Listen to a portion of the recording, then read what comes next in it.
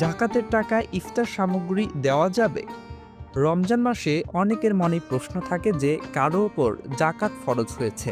এখন সেই ব্যক্তি যদি জাকাতের টাকা দিয়ে ইফতারি দেয়, অর্থাৎ মানুষকে ইফতারি করে, তাহলে কি তার জাকাত আদায় হয়ে যাবে? এ প্রশ্নের উত্তরটি হচ্ছে ইফতারি করানো দ্বারা জাকাত আদায় হবে না। হ্যাঁ, যদি জাকাতের নিয়তে ইফতারি ক্রয় করে গরিবকে মালিক বানিয়ে দিয়ে দেয়, তারপর দারিদ্র ব্যক্তি নিজের ইচ্ছে মতো তা নিয়ে যেতে পারে, তাহলে জাকাত আদায় হবে।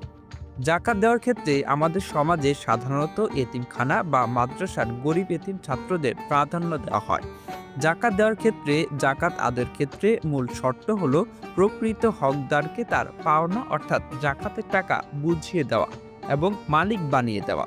তাই কেউ যদি এতিম এবং প্রকৃত হকদারদের টাকার মালিক না বানিয়ে সরাসরি তাদেরকে ইফতার করাতে চায় বা ইফতার করে, তাহলে জাকাত আদায় হবে না।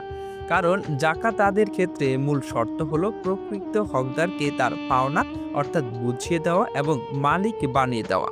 তবে যদি জাকাতের নিয়তে ইফতার সামগ্রী ক্রয় করে এবং কোনো গরিব ও জাকাতের হকদারকে এর মালিক বানিয়ে দেয় এবং দরিদ্র ব্যক্তি তা ইচ্ছে মতো নিয়ে যাওয়া, খাওয়া বা নিজের পছন্দের কাউকে দেওয়ার অধিকার পায়, তাহলে জাকাত আদায় হয়ে যাবে।